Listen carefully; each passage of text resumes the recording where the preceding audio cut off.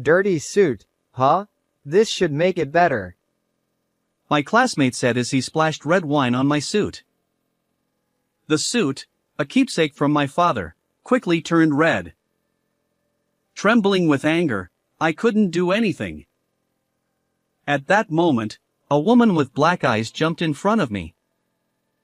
She had seen everything and gave my classmate a sharp look. I never thought I'd see your true colors here. The man's face turned pale, and he collapsed to his knees with a look of despair. The sound of my father's typing from his study was like a lullaby to me, who had no mother. Even when I was alone in my bedroom, it felt like my father was nearby. However, one night, I couldn't sleep no matter what, so I went into my father's study while he was working. Japanese books, Japanese English dictionaries, and documents written in Japanese were scattered around. My father didn't seem to notice me coming in. I picked up one of the scattered pieces of paper. No matter how long I looked at the Japanese writing, I couldn't figure out what it said. It was the same with other books I picked up. Still, I wanted to know what was written there. I was curious about what my father was reading. Liam, you're still up? My father said, noticing me. Yeah, I couldn't sleep. I replied, picking up the book with the coolest spine that was at my feet. Hey Dad, what's written in this book? My father smiled gently. Do you want to learn Japanese too, Liam?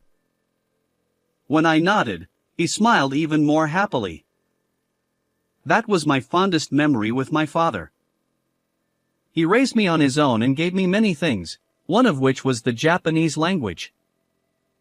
I had always struggled with studying since elementary school, and that hadn't changed even now that I was in middle school. But Japanese, which my father taught me, was different.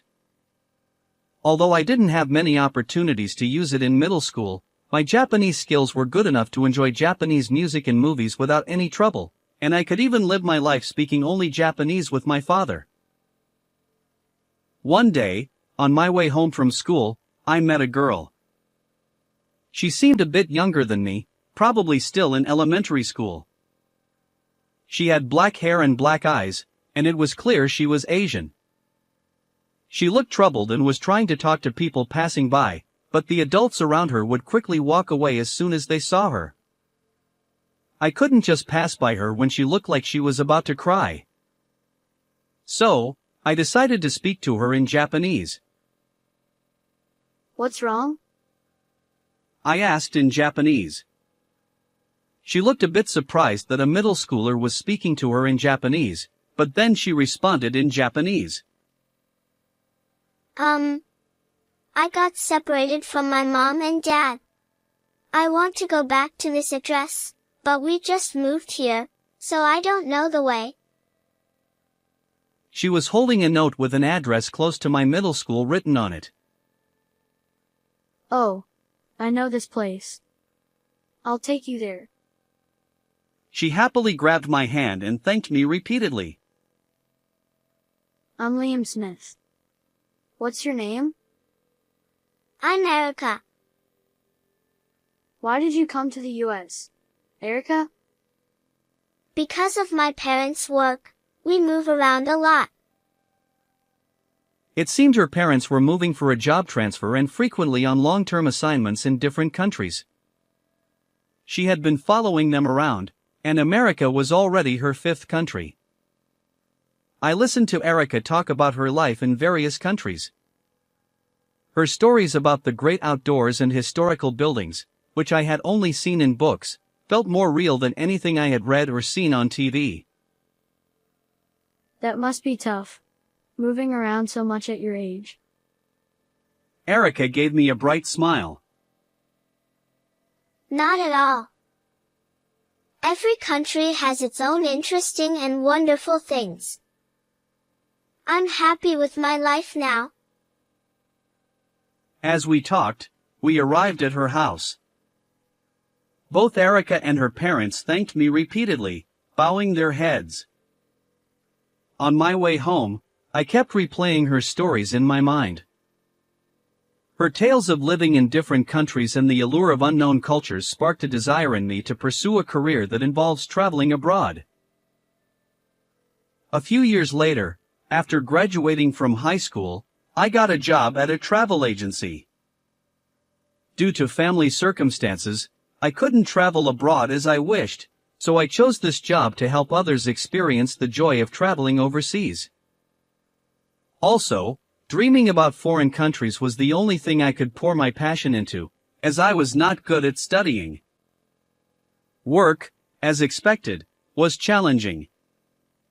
At first, I didn't understand much and was constantly scolded by my seniors. I struggled to properly guide customers, and there were many hardships. However, after a few more years on the job, I got used to it and saved up some money. I started thinking about traveling abroad myself. It was around that time that my father passed away. Having raised me on his own, my father had pushed himself too hard. Over the years, his body visibly thinned, and his healthy complexion gradually faded. Even after I got a job and became independent, my father continued to work without showing any weakness. His overwork likely took its toll. My father had given me many things, including the ability to speak Japanese, when I was young. This time, he left me with one more thing, an old-fashioned suit. Though worn, it was meticulously cared for, with no holes or frays. Despite its age, it symbolized my father's unwavering dedication to his work. When I found this suit while sorting through his belongings, I decided to keep it as a memento. I resolved to wear it during important moments in my life from then on. Years passed since my father's death. Before I knew it, I was 30 years old, about the same age my father was when I first became interested in Japanese. At the travel agency where I worked, I had risen to a decent position and had subordinates. I wondered if I had become the kind of man who could wear my father's suit with pride. Just as I started thinking that way, a letter arrived in my mailbox. It was from a high school classmate, informing me of an upcoming reunion. Despite my struggles with studying, I had fond memories of high school.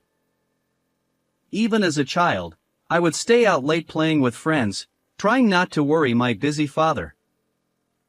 There were a few friends I was eager to see again. I marked my attendance and looked forward to the reunion day. On the day of the reunion, I pondered what to wear. In the end, I decided to wear my best outfit, my father's keepsake suit. The venue was already bustling, and everyone still had traces of their high school selves. Having started working right after graduating high school, I rarely had the chance to chat and drink with people my age. I was excited to join the circle of my old friends. Liam, is that you? I heard a voice from behind and turned around. A man in an expensive-looking navy suit with an obnoxiously flashy gold watch was looking at me, swirling red wine in his glass. It was Michael. He wasn't a friend. In fact, he was a guy who always picked on me in high school. For example, he knew I was terrible at everything except Japanese, and when test results were returned, he would come to my seat with his high-scoring paper and say, Hey Liam, what did you get? Without waiting for my answer, he would snatch my paper and loudly announce my near-failing score to the whole class. Yet, when it came to returning Japanese test results, where I excelled, he wouldn't move an inch from his seat. I also remember gym class. During a soccer lesson, when Michael was on the opposing team, he would pretend to pass the ball to his teammates but deliberately hit me with it multiple times. Even when the teacher finally reprimanded him, Michael showed no remorse and just gave me a spiteful grin, which was a humiliating memory. The strangest thing about Michael's behavior in high school was that I had no idea why he targeted me. I wondered if I had somehow hurt him, but apart from the incidents I mentioned, I had almost no interaction with him. I thought his attitude might have softened at the reunion, but that wasn't the case. Still got that pathetic look on your face, huh? You look like a dumb, poor loser. Michael said, running his hand through his hair and flaunting his obnoxiously flashy gold watch. I had heard that Michael's father was the president of a hotel chain with locations all over the United States. In high school, he used to brag about how he would take over his father's company and become the president. Another annoying rich man looking down on the common folk. I tried to keep my emotions in check and handle Michael calmly. "What's up, Michael? That's quite a way to greet someone you haven't seen in a while." What's wrong with calling a poor person poor? He sneered. "Why do you think I'm poor?" I asked, getting a bit defensive. He laughed through his nose. Because you're wearing that old, shabby suit. He said, pointing at the suit I was wearing. It was my father's keepsake suit, something incredibly precious to me, but to someone who didn't know its significance, it probably looked old and worn. Enough about the suit. Stop picking on me already, I said, trying to walk away. But Michael persistently blocked my path. And doesn't that suit smell like it's soaked in mold and dust from a poor house? He added. By then, a small crowd had gathered around us. Our classmates, who had been listening to our exchange, were now focused on the two of us. Michael grabbed the collar of my suit and pretended to sniff it. "Stop it. Don't touch my suit," I shouted, shaking his hand off angrily. Michael looked annoyed for a moment but quickly returned to his hateful smile. I've got a great idea. A way to make your suit even better. I had a bad feeling. I should have walked away immediately, but it was too late. Here's how. Michael threw the red wine from his glass all over my suit. The jacket and the white shirt underneath quickly turned red. The cold, unpleasant sensation spread to my stomach as the wine soaked through to my undershirt. I was too shocked and furious to speak. All I could do was clench my teeth and glare at Michael, trembling with anger. Our classmates, who had been watching, started to scold Michael, but he didn't seem to care and continued to mock me. What's the matter? Are you actually mad? Over a cheap suit getting stained? You should be thanking me for adding a nice scent with this fine wine. I had reached my limit. I stepped forward, ready to punch Michael in the face with all my strength, when a woman's voice interrupted. What's going on? Are you okay? She asked, rushing over to me. She had black hair and black eyes. An Asian woman. She was diligently pressing a wet towel against my shirt, trying to stop the wine from staining it. When I glanced over at Michael, his bravado from earlier had vanished. The moment he saw her, his face turned pale, and his body began to tremble with fear.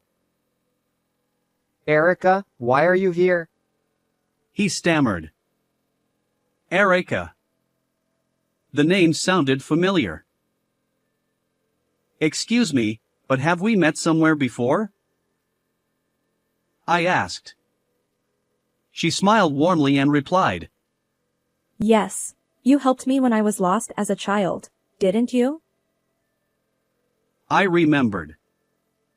She was the little girl who had been crying on the street after getting separated from her parents.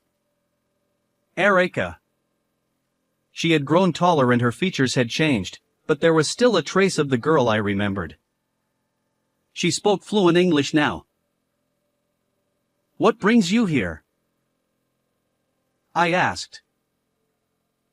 Actually, I started a hotel business in Japan and I'm in charge of its management. I was here for a meeting in the next room. Her eyes fixed on the trembling Michael. I never expected to see your true colors here. Michael was wiping the cold sweat from his forehead with a handkerchief. Erica, there's an explanation for this. He began. No need for excuses. I saw everything. Insulting someone and throwing wine on them. I will be canceling our deal with your company. She declared.